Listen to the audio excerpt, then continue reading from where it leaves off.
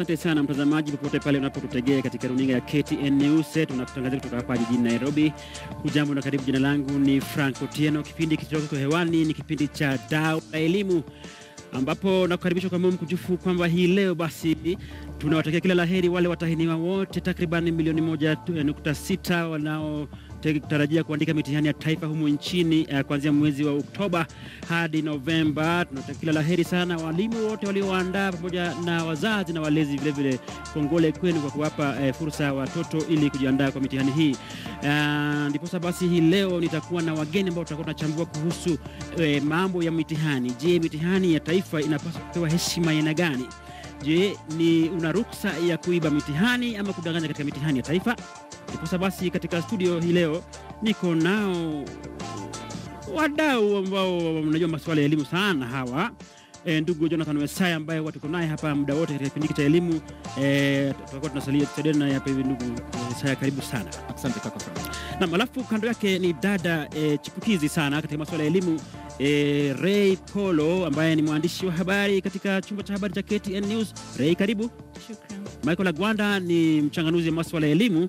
Yuko nasi, amejumuika nasi, ametembea kwingi tu, amekuwa katika maeneo ya kule Marekani na anafuatilia sana masuala ya elimu. Ndipo basi anaporejea humu nchini basi tunampa fursa hii kujumuika nasi. Karibu sana bwana Michael Agwanda. Shukrani bwana Frank. Naam. Mtazamaji, basi ningependa kuchukua fursa hii alika basi tutazame baadhi ya taarifa ambazo ziligonga vichwa vya habari katika wiki hii kwenye sekta ya elimu. Hizo hizi hapa. We are not changing the examination timetable. It remains the same.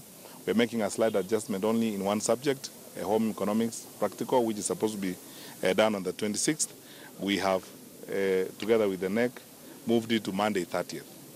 We have just adjusted the school timetable and school calendar slightly to allow the primary schools to close by the 25th and to allow Form 1 to Form 3 students to close school by the 24th.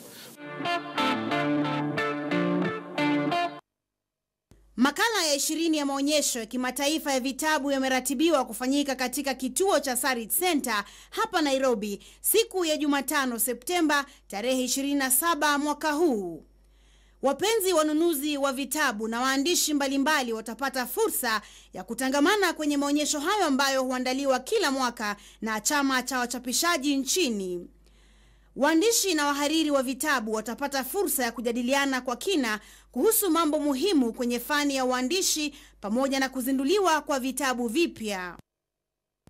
Riding on a Tiger ni kitabu kilichoandikwa na aliyekuwa makamu wa rais Mudi Awori na kuchapishwa na Matiba ya Moran, kikiwa miongoni mwa vitabu vitakavyozinduliwa. Kasisi mstaafu Timothy Njoya pia atakuwepo kutia sahihi kitabu chake We the People kilichochapishwa na Matiba ya World Alive. Waandishi mbalimbali wamepangiwa kutunukiwa mwishoni mwa shughuli hiyo. Maonyesho hayo yatafunguliwa rasmi na gavana wa Nairobi Mike Mbuvi Sonko.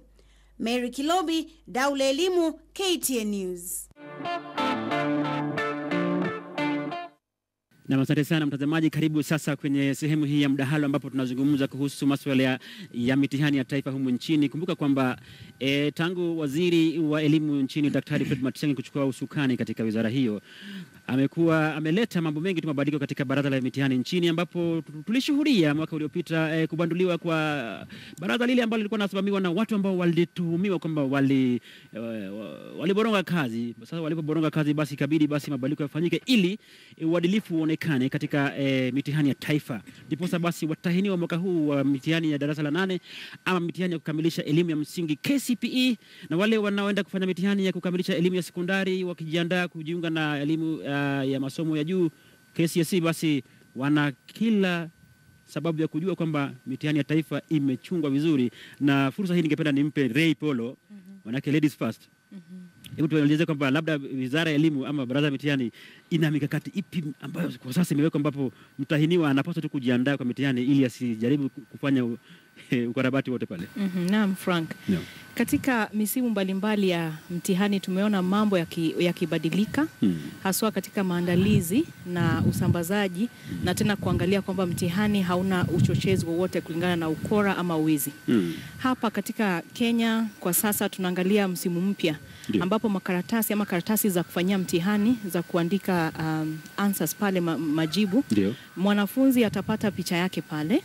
Mwanafunzi atapata nambari yake pale, nambari ya shule na jina ya shule. Sio kama kitambo awali, pengine mwanafunzi angeingia ama angeandika pale alafu apeane mwenzake pengine aangalie kitu kama hiyo, ama tupate mwingine anafanyia mtihani, lakini sio mtahiniwa hali. Kwa hivyo Otieno hawezi kumfanyia Odhiambo mtihani sasa. Hawezi kufanyia Odhiambo mtihani kwa sasa. Unless they are twins, wanafanana kabisa. Hata kama wanafanana pale, nambari zitakuwa tofauti. Kwa hivyo those are some of the features that are now coming up katika kuhakikisha kwamba mtihani mwaka huu imechungwa. Na pia katika kusahihisha mtihani miongoni mwa walimu sasa kuna zile tunaita scanners. Yes. Waziri anasema kwamba kuna sophisticated scanners ambazo sasa ni kana kwamba ni 20 hivi zimeongezwa ili kuhakikisha kwamba walimu wanaona handwriting vile wanafunzi wanaandika vizuri. Sasa kuna ile nafasi ya mwalimu kutoka shule nyingine kusema kwamba huyu maandishi yake hayaonekani, kwa hivyo nitampatia alama ya 0. Sasa ile ni mikakati ambayo tunasema kwamba kitaleta katika hali hii kana kwamba tunaona usawa na uadilifu. Ndugu Wasaya, wewe mwenyewe umekuwa kufuatilia kwa karibu sana visa vya udanganyifu wa mitihani na mitihani matokeo kufutiliwa mbali. Kwa hivyo wakati huu tunajivunia kwamba tumepiga hatua katika swala hilo? Tumepiga hatua ndio kaka Frank, lakini ndio mwanzo. Ndio.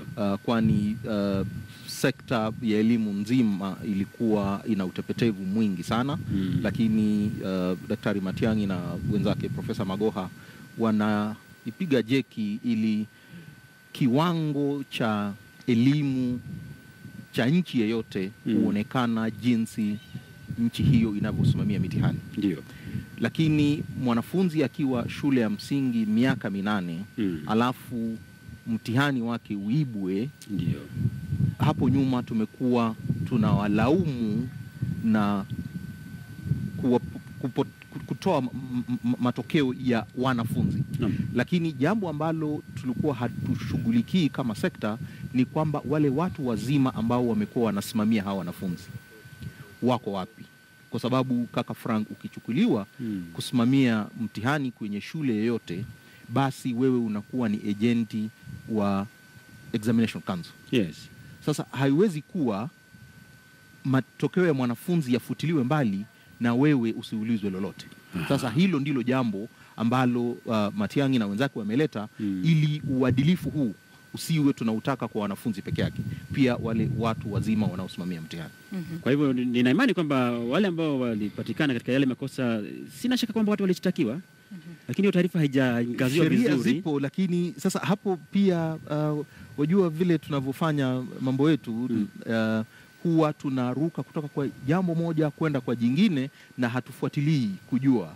Sasa kwa sababu ukiangalia utaona kwamba kuna watu wengi walishikwa, kuna marekebisho yalifanywa, lakini sekta nzima haijafuatilia kuona kwamba hizi hatua tunazopiga, rasilimali tunazoweka hapa zinatumika vipi ili haya makosa yasije yakatokea tena. Hapo basi namjumuisha ndugu Michael Agwanda. Wewe umekuwa exposed kidogo na kule nje Marekani. Jana tukizungumza nayo uliniambia kwamba unashangazwa ni kwa nini watu wanaiba mitihani nchini Kenya, kwa sababu wanasisitiza masuala fulani kwamba you must pass, you must be seen to be excelling. Unadhani kwa nini sisi tunaiba mitihani? Bwana Frank, mimi naona kwamba Kenya hatujafika mahali tunafaa kufika. Kwa sababu kuna mikakati nyingi sana ambazo zinawekwa juu ya hii mtihani. Hasa mtihani inafanywa kidato cha 4 au form 4 na kidato cha 8. Darasa la 8. Darasa la 8. Unapata kwamba tukienda kufanya mtihani kwa darasa la 8 inakuwa ni hali ya kifo. Ni kama tunaenda kupigana. Unaona? Mtu anakuja pale darasa mahali mnafanya mtihani na kuna bunduki, acheki. Na kuuliza, sasa watu walipigwa kule Kondele Primary, wengine wakauawa na huo polisi. Sasa amekuja kwa darasa na bunduki. Utafanya mtihani, na labda uliona akigonga mlango ikavunjika, katoa mtu kule ndani akamcheraza viboko, na huyu ndio mtu anakulinda ati ufanye mtihani vizuri. Hatujafika nchi za ng'ambo, hakuna mtu atakuja kwa darasa mahali unafanya mtihani na bunduki. Kwa nini tunafanya mtihani na kuwa hali ya kifo na maisha? Ni kama hujaifanya vizuri, wewe ni kama ni kifo tu. Unaona kitu kama hiyo? Lazima tuangalie vile tunafanya mtihani. Binadamu hawezi kuwa, maisha yake hawezi kuwa determined na exams au mtihani ya darasa la 8 na kidato cha 4. Haiwezi kuwa determined. Maisha yako inaanza vile ulikuwa mchanga, vile unakuja hadi wa darasa la 8, form 4 paka university. Lakini mtu hawezi sema atusipopita haya mtihani mawili matatu, sasa wewe maisha yako imeharibika. Hapa ndio tuko na shida. Alafu unapata kama Ministry of Education. Hongera kwa Matiang'i na Profesa Magoha, wamefanya vizuri kwa idara ya elimu na wakaweka mkakati nyingi sana. Wao wadau wamefanya kazi yenyewe. Lakini unapata kwamba mara nyingi ni vitu ambazo hazifai kufanywa, sio zile vitu ambazo zinafaa kufanywa. Unachukua makompyuta unawapelekea wanafunzi kwa kidato ambacho haina ukuta na haina floor yake hajakuwa cemented. Unataka huu mwalimu ambao haumjafundisha kwa IT ili afundishe kompyuta kwa hiyo shule. Unaona, yule mwalimu ambao unamtaka asaidie yule mtoto asiibe mtihani, ni yule mwalimu ambao ana complain kwamba hajapewa pesa ya kutosha. Unanielewa? Yule mwalimu ambao unataka angalie ili mtu asitoke yeye amfanyie mtihani mtoto fulani, ndio yule mwalimu mara nyingi akikuomba ruhusa aende kwa likizo, afanye chochote ambazo kitu ambayo inaweza kumfurahisha, uweze mpatia hiyo nafasi. Yule mwalimu ambao mara nyingi haumpeleki training, upgrading, ndio yule mwalimu anataka sit exam na invigilating exam na afanye huyu mtoto asiibe. Kuiba kwa Kenya mara sio mtoto peke yake. Walimu pia wamekuwa wakizingatia hii jambo, na hata wale invigilators wamekuwa wakizingatia hii jambo, na wale polisi pia wamekuwa wakizingatia hii jambo. Sasa hii jambo, mimi kitu ninaweza sema ni kwamba tusiangalie tu kwamba ni mtoto ndiye amekuwa akiiba mtihani. Mara nyingi kama mtihani ilikuwa inaibwa, ni wazazi wengine pia walikuwa wanaiba mtihani na watu wa Kenya National Examination Council. Kwani hao watoto walikuwa wanapata hizi exams namna gani? Kuiba mtihani ni ile hali ambao serikali yetu imetuwekea ya ukoloni, ya ile lazima upite exam. Usipopita exam wewe ni second class citizen. Hatuwezi enda huko. Lazima tuangalie kwamba kuna wale watu ambao watoto ambao sio A's. Na hao A's sio A's, sio material ya A's, ndio wanaitwa blue collar job. Hiyo blue collar job ndio ina drive the economy. The A's economy are very few. Unanielewa? The A's number are very few in a country. But the person who drives the economy is a blue collar job. Huo blue collar job ni C. Huo blue collar job ni B. Huo blue collar job sasa ingine ni plumber. Ule vitu zikiharibika kwa choo, sasa huwezi ishi kwa hiyo nyumba. Unaona? Lazima tuanze kuangalia watoto kwa zile vitu ambao wanaweza fanya, na tuwahimize ili wafanye hiyo course. Tuwahimize ili wafanye hiyo trade. Sio ati lazima awe daktari au awe lawyer au awe engineer. Wao ni few kabisa. Unaona? Ndugu Gwanda, tunazungumza haya masuala wakati Kenya iko katika msimu wa siasa, msimu wa uchaguzi mkuu. ambapo vile vile visa vya uwizi wa kura. Kwa hivyo hiyo itikadi ya uwizi kumbe ni itikadi ambayo imekwepa humu nchini, na ulivyonena pale awali kwamba wakati wa mitihani ya taifa basi inakuwa ni like life and death. Vivyo ilivyo wakati wa uchaguzi, kura inakuwa sasa the country comes to a standstill, now somebody can die. Labda uzungumzie kidogo. Umejua ni culture ambao tumeiweka katika mtihani na katika maneno za siasa. Nisiposhinda mimi sio mshindaji. Nisipokuwa namba moja au namba 2 mimi sio mshindaji. Mimi ni failure. A developed society does not look at students or people on the basis of pass or fail, but they look at individuals on what they are capable of doing. Ni nini anaweza kufanya? Kama mtu sio mzuri sana kwa sayansi, labda tumweke kwa art afanye. Na kama yeye sio mzuri sana kwa sayansi na art na amejua sport, labda tumpatie maxi ili apite kwa hiyo sport apate hiyo A. Unanielewa? Maneno ya siasa. Tumeona watu wakienda kwa siasa hawezi kubali kusema nimeshindwa. In fact, Kenya hakuna mtu ameshindwa. Nimenyang'anywa au nimefanya nini? Nimeshinda. Na hata wale wameshinda wanakwambia bwana, nimepitia maneno hapo ili nipate tu hii tikiti. Nimepitia maneno hapo. Maneno nyingi sana. Ni ile hali ya kuiba. Culture yetu hasa education lazima tujibadilishe kiroho. Lazima tuanze kutrust na kuamini wale walimu. Lazima tuwapatie yale zile vitu zinafaa ili wafanye kazi yao nzuri. Sio ati mwalimu anafundisha kule Nyalgunga, anafundisha kwa darasa chini ya mti na anataka kufanya mtihani moja na yule mtoto anasoma karibu Alliance. Unanielewa? Unafikiria kuna usawa hapo? Hakuna usawa. Hakuna usawa. Lazima tuangalie kwamba watoto waanze kuangaliwa kutoka kidato la kwanza hadi la 8, wanaangalia hizi continuous test assessment. Unaona? Alafu sio hati mtihani moja. Mara nyingi ukifanya mtihani moja hiyo, wacha nikwambie Frank kama nimalizie na hii. Unapata kwamba watoto wengine wanafanya mtihani hiyo na wazazi wao wako muchari. Unafikiri anaweza pita mtihani? Na kama ni hiyo mtihani moja, kama angekuwa wanamwangalia kwa hizi continuous assessment test for the last 8 years, utajua kwamba huyu mtoto anaweza enda secondary na awe doctor. Wacha nipatie mfano wa yenye inafanyika kule developed world kama America. Mtu anafanya form 4 na tayari college ishamchukua. Kwa maana wameangalia last 4 years, 5 years, wameangalia vile anafanya. Yes, si ati anafanya last exam ya form 4 ili ndio apate college. Tayari college washaangalia vile alikuwa akifanya mtihani, kidato la kwanza, la pili, la 3, na sasa wamejua tu huyu ni mtoto atakuwa nzuri kwa sayansi. Wengine wanafanya form 4 na wameanza university.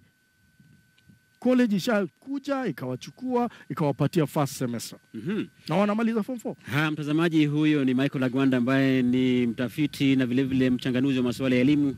Tukizungumza naye hapa akiwa katika jopo hili ambapo niko naye mwanahabari Ray Polo na vile vile Jonathan Wesaya ambaye ni mtafiti wa masuala ya elimu. Hii leo tukivalia njuga swala la mitihani ya taifa, na ni kwa nini wengine wanasisitiza kwamba lazima wapasi mitihani, kwamba je, unapokuwa umefeli basi huna nafasi yako katika jamii. Ndipo basi katika mazungumzo haya tunaona kwamba kinachojitokeza ni kwamba mfumo wa elimu sasa unavyobadilishwa na vile vile mtaala sasa unakuja ambao ndugu Agwanda anasisitiza kwamba hakuna haja ya tathmini mtu kwa mtihani wa siku moja ama mwezi mmoja. Mtu anasoma kwa mfululizo wa miaka 4, unamwangalia kuanzia utotoni hadi mwisho ndipo tujue hatima yake. Ndipo basi Ray, ningependa nikuulize kwamba mtaala mpya ambao umekuja unagusia yale ambayo ndugu Agwanda anasema, sivyo? Naam, kabisa. Kabla niendelee na mjadala huo, ni kwamba ushindani mkali ambao uliopo katika eneo letu ama mazingira yetu, iwe ni katika siasa, katika elimu, tumeona hata wanafunzi wanajitia kitanzi kule Homa Bay nilisoma habari kwamba kuna mwanafunzi mmoja alijitia kitanzi maana alikuwa nambari ya pili katika darasa. Pale tunahitaji mashauri, kumaanisha si lazima uwe nambari ya kwanza ama nambari ya mwisho ndio sijui dunia yako ipasuke ama nini. Lakini unafaa kujua kwamba kila siku kila mtu anatia jitihada jinsi tu wewe mwenyewe unatia jitihada. Kwa hivyo ukiwa nambari la 3 baada ya kuwa nambari la kwanza, ujue tu kila mtu anajikakamua ili apate ile kitu kizuri ama matokeo bora. Hivi nikuulize kabla hujaendelea. Huyo mwanafunzi aliyejitia kitanzi, ni sababu zipi ambazo zilikuwa zinatolewa kwamba alikuwa nambari 2, kwa hivyo hapa nyuma yake watu sasa unajua ushindani hata tunaona katika viongozi wetu mara petition pale, petition hapa kuanzia MCA mpaka presidential vote. Sasa unaona wanafunzi wanachukua hii, maana sisi ndio vitabu ambavyo wanasoma. Anasema kwamba kama siwezi kuwa nambari la kwanza, basi mwingine hawezi kuwa nambari la kwanza. Sasa changamoto iko hapo.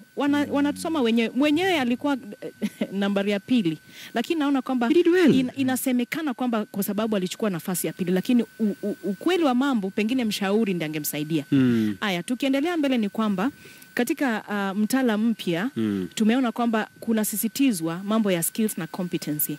Yaani kule ufundi umesisitizwa sana. Kwa hivyo tutaona wakati ambapo sasa wanafunzi wakifika darasa fulani wanaanza kutayarishwa kwa mafunzo maalum kama vile mwenzangu amesema kwamba kama mtu ako sawa katika sayansi ya ubunifu basi atachukua mkondo ule, kama mtu ako sawa katika sayansi na teknolojia pia atachukua mkondo ule. Kwa hivyo naona kana kwamba Kenya imepiga hatua, na mimi binafsi naona kwamba kuna tumaini katika mtaala mpya. Napenda nikuulize kuhusu alivyotaja kwamba huyu mwanafunzi alikuwa nambari 2. Ina maana kwamba kuna pressure ama shinikizo kutoka kwa wazazi ama walezi wake? Kuna wazazi pia wanachangia kwamba wizi wa mitihani inaendelea. Shinikizo kwenye sekta ya elimu na wizi wa mitihani unatoka nyumbani. Ndio. Wazazi ndio wanaosukuma watoto wao wakwende shule. Mtoto akiwa miaka 4 akichukua gazeti ya kusomea Kiingereza unasema mtoto wangu huyu mwerevu. Ndio. Sasa unaanza kumwambia yeye ndiye number 1. Wazazi wanaanza kuwahonga watoto nyumbani. Akimtuma kuchukua sukari dukani anampatia shilingi.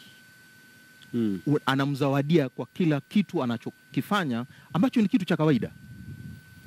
Sasa hilo shinikizo linalotoka pale nyumbani mwanafunzi anaenda nayo shuleni. Akifika kule alivyosema dada Ray, anakuwa ni mshindani asiyekubali kushindwa. Kaka Frank, nikipeana mfano wangu mimi mwenyewe, nilifika kidato cha pili kwenye masomo yangu ya sekondari, nilikuwa sijui kuongea Kiingereza. Ndio. Sababu kwenye shule ya msingi nilikuwa nafunzwa kwa Kiluya. Chini ya mti mwalimu mkuu alikuwa anakuja shuleni Ijumaa pekee. Wewe sawa una maneno kweli. Anakuja shuleni Ijumaa, anatuongelesha Kiingereza alafu anaenda, alikuwa hafunzi. Ndio. Sasa mimi kwenda sekondari ikawa mara yangu ya kwanza kuona mtu anaweza zungumza Kiingereza dakika 5. Ndio. Nikaona kama sasa mimi nimekwisha. Sasa sina lolote hapa. Lakini kuna mwalimu mmoja ambaye namheshimu mpaka sasa, mwalimu Lucy Omido. Aliona kwamba nilikuwa sijui kuzungumza lakini nilikuwa naandika. Akaniambia, wewe sasa nitakupeleka kwenye kikundi cha kuigiza ujifunze kuongea na wengine. Ndio. Leo hii kaka Frank mimi nalipo sababu naongea. Ndio. Sasa yule mwalimu aliona. Na mimi mwenyewe sikuwa mzuri sana nikiwa shule ya msingi hata ya upili, nilikuwa wastani. Naam. Lakini kuna kitu ambacho wazazi wengi hawajui. We have children who are late maturers. Yes. They become better with age. Na wengine ni fast maturers kama wengine wanakwenda haraka. Wengine mambo yao ni haraka wanaenda. Sasa usimchukue mtoto wako umlinganishe na mwingine ambaye haujui hali zake ziko vipi. Hili jambo la mtihani wa siku 1, siku 2 alivyosema ndugu Agwanda, ni kwamba kuna mwanafunzi anaweza kuwa mgonjwa siku ya mtihani. Kuna wengine hawana chakula. Kuna wengine kumekuwa na mzozo pale nyumbani. Sasa kama hajajistiri vizuri, akili zake hazijatulia, wewe unampa mtihani na alivyosema ndugu wa Gwanda, mtu amesoma hapo na bunduki, mtihani huo ni dakika 30, halafu maisha yake hatima inapitishwa hapo kwa hapo. Si vema. Hapo katika kutunukiwa, hebu nichangie kidogo. Ndio. Unapata wazazi wakati wetu, kama mimi mzazi anamtunuku mwanafunzi ama mtoto wake kwa vitu ambavyo havimuongezei maadili ambayo anastahili kuwa nayo katika kukua kwake. Basi hapo nasema kwamba pengine anaweza nunuliwa vitu kama PlayStation. Unajua, ni muhimu wazazi wajue currency ya mtoto kulingana na age. Ni currency gani anatumia. Kama ni toy pale, unaweza mnyang'anya toy moja, ukimrudishia kila mara akifanya vizuri, pasi na kumpatia fedha kwa mfano. Na jambo lingine anasema kwamba ni mazingira. Tumeona wamama wakikimbia na wazazi pale Baragoi, Baringo, wapi Moyale, Boda. Na wakati wa mtihani, na wakati huu pia tuna marudio ya uchaguzi wa urais. Wakati wa mtihani yote haya sidhani kama yataangaziwa. Sasa unaona ule mtoto ambaye amekuwa mbioni akikimbilia usalama wake, atajiandaa vipi? Babake kila saa kwenye campaign rallies. Na wakati huu wa uchaguzi pia pengine tutoe madoa kwa serikali pia. Ndio. Tumeangazia sana kampeni mpaka mambo kama wakati huu najua kwamba kule Moyale Boda kuna machafuko kiasi. Wakati huu hakuna mwenye anaangazia hata hiyo, maana kila mtu ako katika hali ya campaign. Yani campaign mode inachukua ushukani na at the expense of vitu important kama elimu, maandalizi na kama hayo. Na wakati wa mwisho tutataka hawa watoto wao wenyewe kwa wenyewe washindane na wenzao wengine. Ya, ni kweli sana. Unaona vile amesema, sahi kule Lamu watu waliambiwa ondokeni makwenyu, mwende mpate mahali pa kukaa ambao serikali wamewawekea. Kuna watoto wa pale ambao wanaenda kufanya mtihani. Hao watoto umejua hawezi enda shule. Wako kwa camp. Na watafanya mtihani moja, na yule mtoto ambaye ameishi Nairobi anatoka shule, anaingia kwa nyumba yao, hakuna stima, atafanya mtihani moja. Hii maneno ya mtihani moja kwa mwaka lazima iishe. Wacha nikwambie Frank, tunaiga vile vitu ambazo zinafanyika kule nje ng'ambo, na hatuna resources and infrastructure za kuimplement. Tunaona wazungu wanaofanya vizuri na zinafanya vizuri, wako na engineers, na tunasema hii ni nzuri, tulete hapa. Unasikia? Tulitoa corporal punishment kwa shule zetu. Baada ya kutoa corporal punishment, tulizireplace na nini? Wale walimu tu ambao wako pale, ambao sahihi wanatukanwa na wale watoto.